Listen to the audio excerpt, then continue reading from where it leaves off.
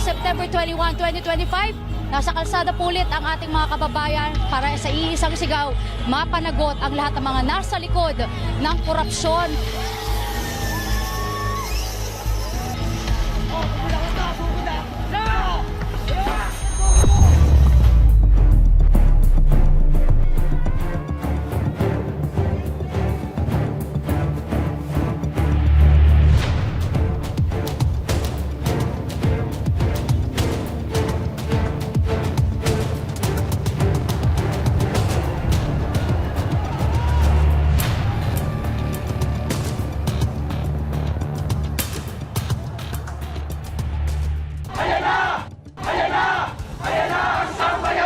Ilang beses na tayong ginaganito, inaabuso, pinagnanakawan, winawalang iya ng pamahalaan. Nakakagalit na po kasi, ang daming naghihirap, ang daming mga lumulubog sa baha, tapos yung mga tax natin, ninanakaw lang nila, pinagpapasarap nila sa kung ano-anong mga luho nila.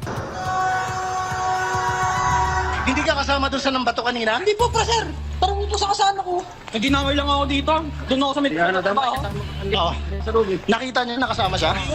Bigla lang ako yung nag-boss. Tama na! Sobra na!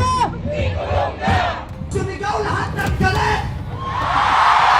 Ang iparirinig ang galit hanggang hindi makulong ang mga putang ina ang magnanakaw!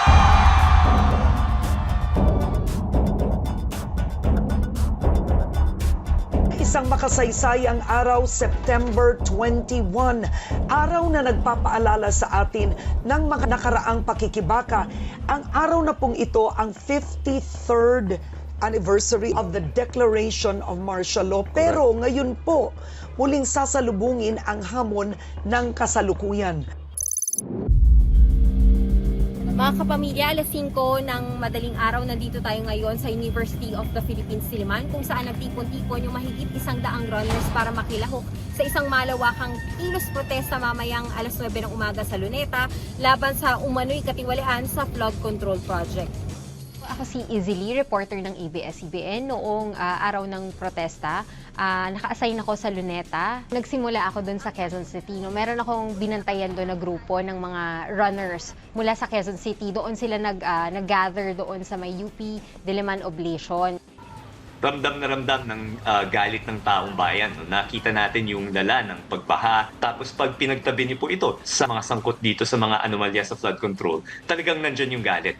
Tinakbo nila yung 15 kilometer mula sa UP Diliman papunta doon sa Luneta. Siyempre nagulat ako tsaka medyo na-amaze ako kasi talagang tong mga taong to determinado at nung na-interview ko nga yung ilan sa kanila, sinabi nila ito yung pamamaraan nila para kumbaga makatawag ng pansin doon sa gobyerno dahil hindi na raw nila kinakaya. It's in solidarity para dun sa gagawing Trillion March sa Luneta and sa EDSA. And it's obviously against to fight the corruption that has been long coming and long happening in the Philippines. Kaya kami sumali. Siyempre, sobra na yung gobyerno, ninanakawan na tayo. Tapos hanggang ngayon, wala pang napapanagot.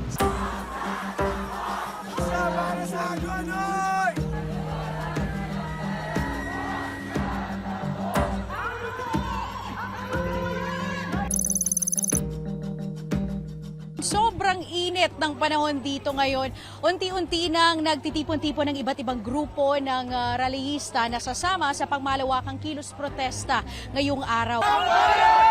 Diktador pasista! Preso! Di baba! Gawing negosyo! Pagdating namin doon ay napakarami ng tao at kahit na hindi pa nagsisimula yung program, ang dami ng dumadagsang tao tsaka nagbabara na nga actually from time to time yung Katigbak Drive tsaka yung isang kalsada doon na malapit sa may Rojas Boulevard. Nagrebelya ako dito ngayon sa kapatagan labanan ang korupsyon. Kakaibang programa po ang makikita nyo ngayong araw at kakaibang galit na po no, ang sasambulat dahil nga po sa nagaganap sa sistema. Ang ulo ng bayan! Ngayon ay lumalaban! Kapansin-pansin din na hindi lang mga dating rallyista o yung talagang mga sumasama na sa mga kilos protesta yung ating nakita. Karamihan sa kanila ay mga first-timer. nakita namin iba't ibang sektor. Merong manggagawa, may mga teacher, meron din tayong, actually marami tayong nakitang mga kabataan. Karamihan sa kanila yung mga college student na yung iba first time na kilahok, yung iba naman dala nung sarili nilang karanasan ay nagpunta doon. Na-overwhelm ako at natutuwa dahil nakita natin na ang sambayan ng Pilipino at ang taong bayan ay mulat na. Mulat na sila sa pagnanakaw ng gobyerno at mulat na sila sa problema ng ating bansa. Ako po si Liza Aquino. Ako po ay news reporter ng ABS-CBN News at ako po ay na-assign sa EDSA People Power Monument noong September 21. So umaga may mga maikling programa na sila, may mga morning programs na marami na rin dumarating. Nagtataka ako, may mga bubusina. Naglalakad ako doon sa EDSA. Sabi ko, bakit nila ako binubusinahan? Tapos doon ko nakita, doon sa gawing kanan, yung napalaking tarpaulin, nakalagay, bumusina para sa pagkakaisa laban sa korupsyon. Marami nangyayari, pakinggan nyo. Ang ilan sa mga motorista po natin ngayon, binawagayway ang Philippine flag. Tuloy-tuloy Alvin action dito sa lugar ngayon. Alam mo anong nakakapangilabot doon? Mula sa pinakalumang motor hanggang sa pinakamagarang sasakyan na dumaan doon sa area na yon, bumusina. Wala pong pula, walang berde, walang dilaw, walang rosas that time. Everyone was just waving the Philippine flag. Ang layunin nito ay mabigyan ng plataforma ang ating mga kababayan na galit sa korupsyon. Plataforma ito para manawagan ng pananagutan. Sana sa loob ng 6 na buwan, mayroong mangyari. Lagi po nila kami pinangangakuan na aayusin na po, na hindi po magkaroon ng baha. Lalo lamang po kaming nasaktan at lalo po kaming nagalit dahil nakikita po namin kung gaano kalaki at bilyong-bilyong piso ang nakalaan dito. Meron ako isang nakita ng 77-year-old, no, si Tatay Joey Mendiola. Nakaupo siya sa tirik ng araw sa gitna ng EDSA People Power Monument. Mag-isa lang siya doon. Panahon na upang linisin ang katiwalian. Sabi niya sa akin, Iha, ang unang beses na napapunta ako sa kalsada ay nung EDSA People Power Revolution. Yung pinakauna. Noong nagpatalsik sila ng diktador. Una kong nasa utak, gano'n na ba kalala talaga ang problema ng bansa natin? Na itong 77-year-old na to, mapapalabas yun ng bahay, mapapaupo niya sa gitna ng lugar na ito, sa katirikan ng araw, para lang ipaglaban ulit ang karapatan natin. Gano'n na ba tayo nalugmok talaga ngayon sa korupsyon?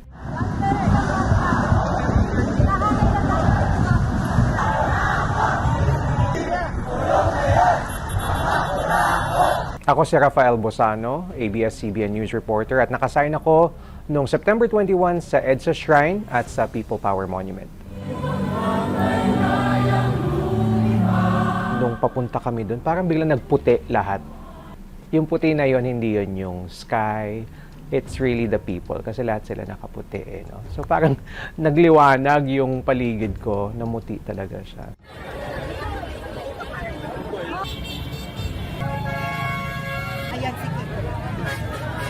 Una kong tinignan, sino-sino ba yung mga tao dito? On this side, nandito yung mga grupo na nananawagan, no, ng kundinahin yung korupsyon. Ang pinaka-strike niya sa akin, sabi ko, bakit may ganitong mga placards dito? Hindi to bahagi ng pinaglalaban. Ano yung nakalagay dun sa placard na yon? Marcos resign. Sabi ko, kung ganun, baka mamaya hindi ito mga grupo na bahagi dun sa nag-organize. At yun nga yung nangyari.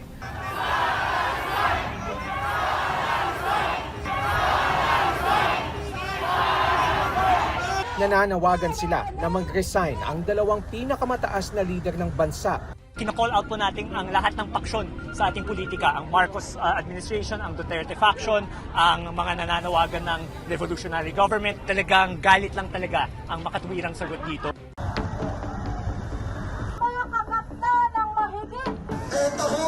Sa bayan, titindig tayo ng payapa! We observe, no, lakad-lakad tayo, tinitignan natin yung mga tao. Tapos nagulat ako, doon ko na-realize na dito pala sa rally na to, pantay-pantay lahat ng tao. Nakakagalit na po kasi, ang daming naghihirap, ang daming mga lumulubog sa baha. Tapos yung mga tax natin, ninanakaw lang nila, pinagpapasarap nila sa kung ano-anong mga luho nila. Yung po talagang nakakagalit na po, kaya dapat lahat ikulong yung mga magnanakaw sa gobyerno. Kapal na mukha nyo! Mas makapalpas sa semento ng mga flood control projects. Huwag nyo na po kaming paikot-ikutin. Napapalubog na po kayo. Tumataob na po kayo. Tama yan, maglaglagan na po kayo. Meron akong isang pamilya doon, meron silang mga hawak na placards. Tapos, biglang may dumating na mag-asawa, niyakap yung lola. Oh, lola, you're here. So, doon ko nalaman na maglola pala sila. Tinanong ko, bakit po buong pamilya ay nandito? Ang sagot niya, well, kailangan kasing mamulat eh. So, talagang it cuts across multi-generations. The fight for freedom and against corruption continues on. So we cannot be off our guard. We have to be always there. So from me to my daughter to my grandchildren, they're all in this fight with us.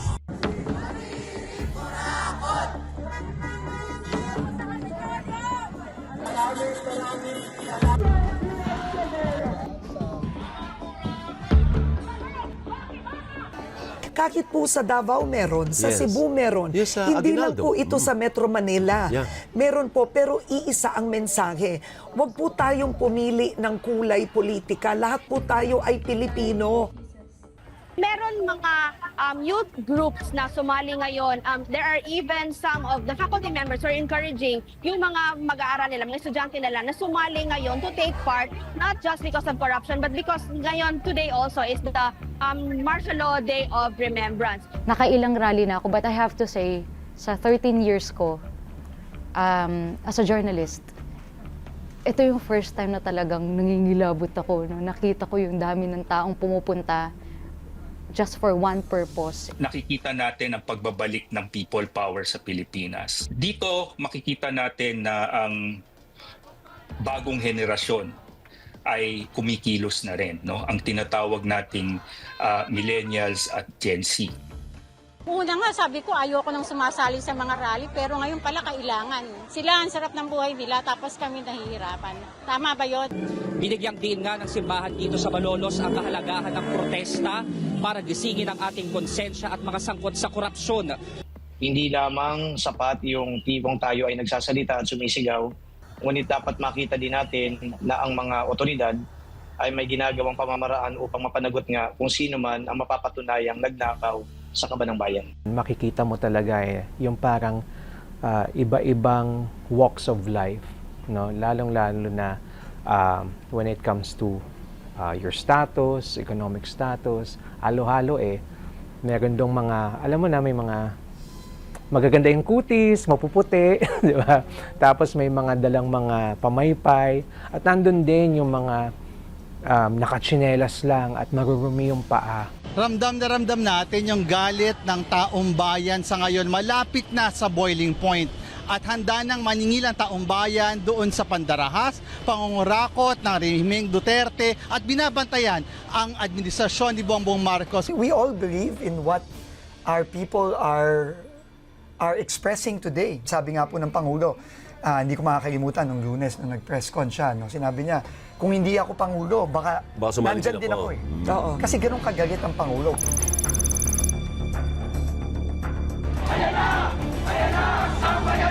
Zen, eto na ang ating pong mga kasamahan. Nagmarcha na sila dito sa May EDSA People Power Monument. Ngayon po, September 21, 2025, nasa kalsada po ulit ang ating mga kababayan para sa iisang sigaw, mapanagot ang lahat ng mga nasa likod ng korupsyon. Pagpatak ng alauna na nagmamarcha na yung mga tao na nag-converge sa EDSA Shrine, tapos papunta na sa pwesto namin sa EDSA People Power Monument, sobrang nakakapangilabot. Makita, dire-diretso yung mga tao. Nakikiisa ako sa paglaban sa korupsyon. It's like a Christmas wish na panagutan ang mga taong nagkasala sa mga taong bayan. At nakita din natin, napakaraming artistang umattend. Kung tutuusin, yung iba sa kanila, hindi na kailangan umattend dahil komportable naman yung kanilang buhay. No? Pero bakit? Kasi pinapatunayan ito na sa korupsyon, walang mayaman o mahirap. Nandito pa rin tayo! Iniitim ko lang ang mga ubang ko! Pero naghihirap pa rin ang Pinoy! At mas masahol pa ang garapalang nangyayari sa araw-araw na panonood natin sa telebisyon! Nakakasuka! Gusto natin na maging masigla, malakas ang ating bayan, hindi lang sa ating mga sarili, pero sa susunod pagsaling lahi. Hindi naman ito para sa atin. Ano papamana natin sa kanila? Utang? Taxpayer din po ako. Meron akong 2 anak na tinataguyod, ang pamilya ko tinataguyod. Masakit para sa akin na sa kanila napupunta ang pera natin. Nandito ako ngayon bilang artista at manggagawa. Nandito ako ngayon bilang babae. Nandito ako ngayon bilang isang nanay. Bilang isang Pilipino. Ito ang wika ng lahat ng mga Pilipinong ninakawan. Putang ilan nyo! Putang ilan nyo! Tapos na ang panahon ng mga bababait at ng mga resilient. Kaya hinahamon ka namin, Pangulong Bongbong Marcos, kung gusto mong magkaroon ng magandang legasiya, ang pangalan mo, ipakulong mo lahat ng magnanakaw. Sinasweldohan ka namin at inaasahan namin na tutuparin mo ang inuutos namin mga employer mo. Ang kalaban po natin ay ang mga walang hiya at magnanakaw ng mga politiko. Hindi tayo papayag na ito ay rally lang. Kailangan may mabago. Dahil kung hindi, magnanakaw lang sila ulit. Ako si Dennis Dato, ABS-CBN News reporter. Noong araw na linggo, naka-assign ako sa Liwasang Bonifacio sa Maynila, ang lugar kung saan nagtitipon-tipon ng mga supporters ng dating Pangulong Rodrigo Duterte. Manawag ako sa ating mga kasamahan. Ibang pangpangag Marcos.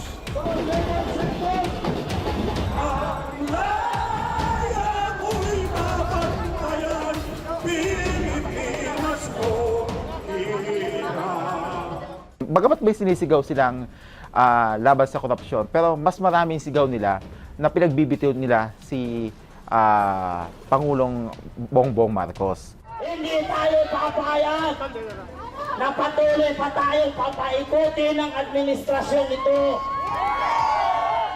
Pag tayo pong lahat ay liwanag na nanggagaling sa kaiputuran ng ating puso, matutunaw po ang dilim. Kaya po ang hinihiling ko po sa inyo ay unconditional love. Mahalin po natin si BBM. Biktima po talaga siya ng kadiliman. Biktima siya ng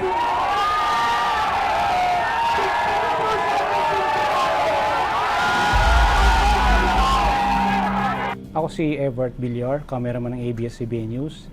Ako na-assign sa Liwasang Bonifacio para mag-cover ng rally. Si Mother, ang kwento niya kasi, mag-isa lang siyang pumunta doon. So nung time na umakit sa stage para magsalita siya, may binabanggit kasi siyang unconditional love.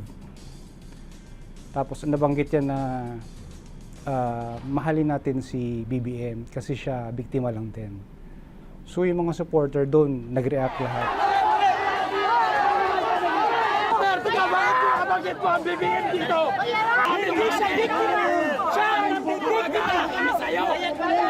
Lumayas ka na! Talagang pinaligiran siya, sinisigawan, dinuduro. Naawa ako eh. Natakot ako sa maaaring mangyari sa madre kasi matanda na, tapos mga kalalakihan na humaharang sa kanya. Sabi ng reporter natin, si Dennis Dato, huwag niyong galawin, babae ito. Respeto lang.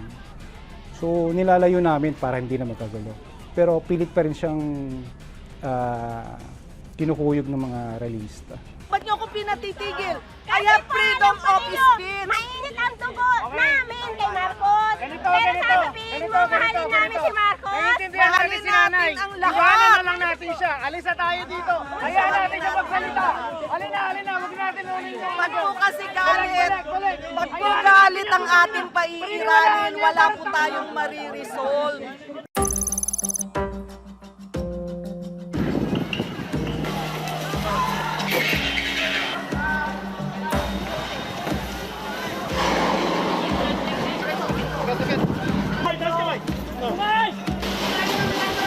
Kasalukuyan pong may tensyon sa may Ayala Bridge. Isang hindi pa matukoy na grupo yung nagsunog ng truck sa intersection ng Romualdez Street at Ayala Boulevard. So, naabutan natin yung ilang kalalakihan na nakasuot ng itim at meron ding mask na itim na binabato ng bato yung mga kapulisan natin. Ako po si Ryan Evangelista, cameraman po ng News Gathering dito po sa ABS-CBN. Pagbaba ko pa lang, may bato na kaagad na tumilapong. Kala nila yung sasakyan natin is parang mobile ng pulis. Talagang nakita ko, sinusunog nila yung gulong. Kumbaga meron silang mga dalang lighter. Ang naabutan ko, may yung isang grupo ng pulis doon, binabato ng mga grupo ng mga kalalakihan at kabataan doon. Ang dami ng nagkalat na debris, merong mga bato, ang dami, may mga bubog mula doon sa mga nabasag na bote at kung ano-ano pang mga matitigas na bagay na ibinato noong nangyari ngayong engkwentro.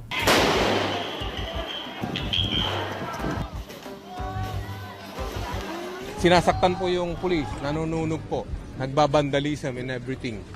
So we have to effect arrest. Now we have observed maximum tolerance. Pero yung maximum tolerance na yon kung minsan is sumosobra na eh. Hindi ko alam kung ano talaga yung punot dulo nila, kung bakit nila kailangan magsunog or bakit nila kailangang saktan yung mga pulis. Pero tingin ko may pinanggagalingan yun. Meron akong mga nakita na vandal doon na mula sa kanila na sinasabi nila na bulok ang sistema na to, na baguhin nga at maraming corrupt. Masasabi ko na yung mga tao talaga galit, yung taong bayan dito sa gobyerno. Mafe-feel mo yon sa rage nila.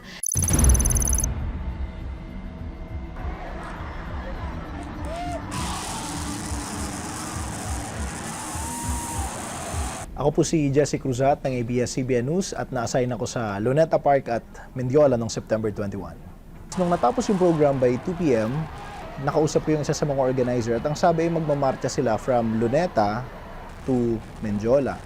So sumama ako dun sa marcha kasama si Kuya Aris and along the way, nadadagdagan yung mga tao from Luneta Park.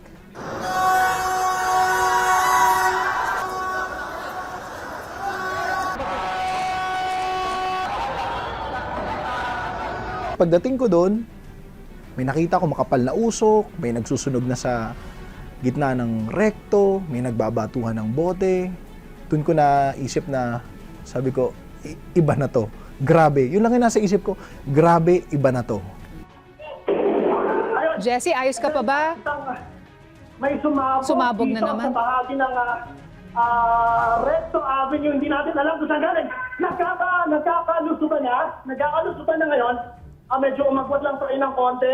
Lumusob na yung CBM o Police Force.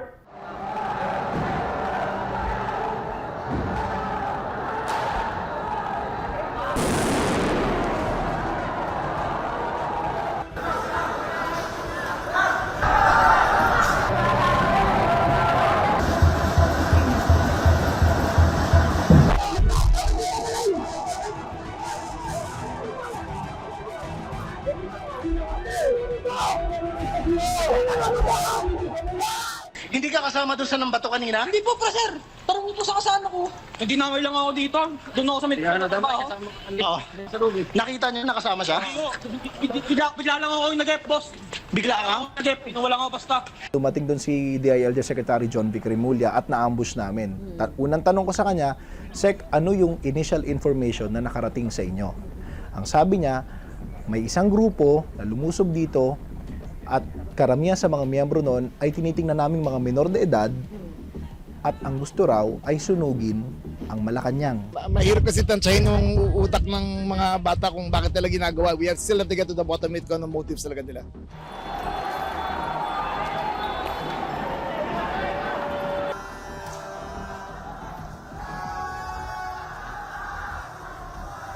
Ako si Nestor Conato, cameraman ng ABS-CBN. Na-assign ako sa Luneta, tapos pinadivert ko papuntang Mindiola. Ang naobserbaran ko ron, pag umatake sila mga 20, 30 sila, tapos pulasan, takbo, may umatake ng ulit. Kaya nahirapan yung mga pulis. Parang warso na yung magulo na talaga. Sa ngayon po, inaalam natin kung ano ito yung grupong ito, kung sila po ba ay mga pro, anti, o sila po ba ay mga neutral lang na wala naman po, wala po silang direktang kaugnayan dito sa ating administrasyon. Siyempre, maximum tolerance pa rin po ang pinapatupad namin. I should say at first, maximum tolerance. Yun yung marching order eh. Pero habang lumalala yung aggression ng mga rallyista, lalo na ng mga nanggulo, na sinasabi nilang nanggulo, may mga pagkakataon na mapapatanong ka kung maximum tolerance pa ba yun eh. Kasi pipitik at pipitik yung mga pulis. Ako po si Aris Cancino, cameraman sa Luneta Park to Mindiola. Ma-amaze ka kasi bisa puro bata pa sila eh. Pero ganun sila kalalakas ng loob. Bakit nagawa nila yun? So, sabi nila sa corruption, ganun, pinaglalaban nila, ganito. Mapapaisip ka na may point naman yung sinisigaw niya. Totoo naman. Pero sa kabilang banda, mapapaisip ka na bakit nahantong sa ganun kagrabe? Sa mga grupong darating pa po dito na aglo, magparami kayo at sungurin natin si Bongbong. May mga lighter na ba kayo? Meron na bang mga lighter? Isa sa nakatawag ng atensyon ko, bigla akong napatayo dahil nung marinig ko na nung sinabi nung isa sa mga nagsasalita doon na ihanda na ang lighter. Lahat may lighter na! Handa na ba kayo? Handa na rin ako! In 30 minutes time, aatakin natin ang Mindiola! Pagdating ng alas 5 ng hapon, binibigyan nila ng deadline ang Pangulo na kapag hindi bumaba, kakaladya rin nila. So parang may mga pahiwatig na talaga na may mangyayaring hindi maganda.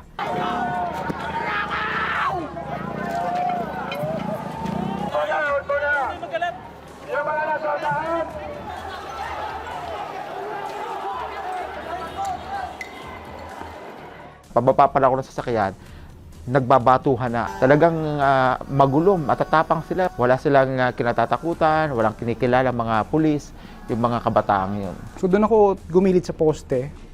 Habang nagkakabatuhan, nagtatakbuhan na yung mga pulis, taka mga realista.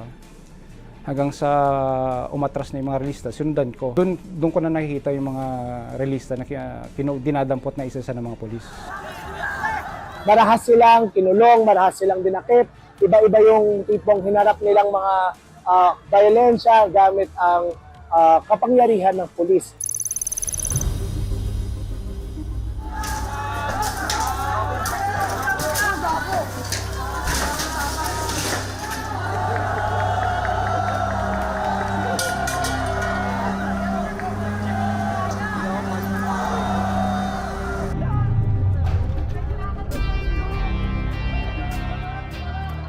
Lahat ng madadaanan nila, sinisira nila. Stoplight, railings, nagbabandal sila, nagsusunog. So nakikita ko medyo iba na yung pinaglalaban nila. At kaliwat kanan ang sunog na nagaganap sa gitna ng Recto Avenue. Nandito na ang bumbero, binomba na nila, napula na yung isang sunog, iti mga kahoy na itinampak sa gitna nitong Recto Avenue. Pero sa tapat...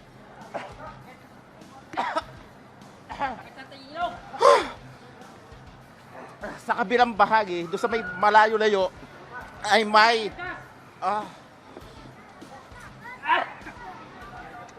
tear gas. Hindi ako makahinga noon, ang sakit sa mata, ang baho. So naka-live ako noon sa coverage natin. So, hindi ko na talaga nakaya, kaya napasigaw na ako para humingi ng tubig. Napatigil na din ako sa pag-report. Wasak na wasak talaga itong loob ng Sogo Hotel ng pasahang pasukin ng mga nagrarally kanina. Bigla pong nagpasukan yung mga tao, sir eh. Oo. Yun na po, tapos bigla namin pinagbabato. Marami pong kinuha, pera, wallet, cellphone, lisensya namin. Ang dilim na, hindi mo na alam kung saan ka magtatago, hindi mo na makita kung saan, nasan yung mga lumilipad na bato ng mga tirgas at saka yung mga molotov cocktails. So, talagang alerto ka sa bawat kilos mo.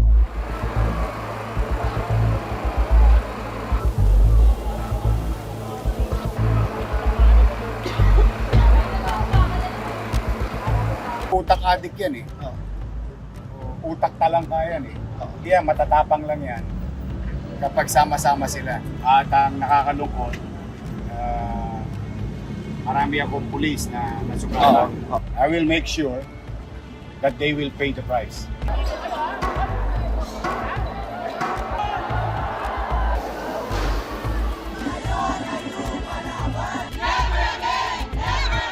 Yung mga sigaw nila resonates with me kasi tayo po lahat ay nagbabayad din ng buwis. So yung mga naririnig ko pong sigaw nila doon is something na para sa ating lahat din naman. So yun, matanggal lang ang korupsyon para po sa anak ko, sa anak ng anak ko, for generations to come. It's not an EDSA 4 or an EDSA 3, no? This is a call against corruption. Pero the fact na dinala nila ulit ito sa EDSA, at parang very cinematic na it also falls on the 53rd anniversary of the Declaration of Martial Law. I realized that being on ground means you're witnessing history also. Naging mata at boses ka ng mga tao na hindi man makilahok ay saksakan naman o nuknukan din yung galit doon sa gobyerno natin. Ang siguro ang aral na makikita ko kailangan lang talagang isigaw. Kailangan natin magalit. Kailangan natin ipalam sa mundo na galit tayo sa korupsyon. Kahit delikado talaga ang sitwasyon, andun pa rin yung pagpupursige mo. Hindi ka aatras. Kailangan mong ituloy ang coverage dahil kailangan malaman ng mga tao ano ba talaga ang nangyayari. Una, nagdadalawang isip ako kasi hirap to, mabigat to. Baka mapasubo ako. Pero iniisip ko, sige, ito na yung chance na lahat tayo may, di ba, yung korupsyon. Kasi tayo, apektado din eh. May nanakawan din tayo eh. So siguro itong way na pagko-cover, pagtatrabaho, ito din yung protesta ko na sana yung kuha ko, mailabas ko rin na ito yung nangyayari. Yun yung pagkakataon na mas naramdaman ko na kung may pagkakaisa nga at kung mas marami pang boses yung magkakaisa, maririnig at maririnig tayo eh.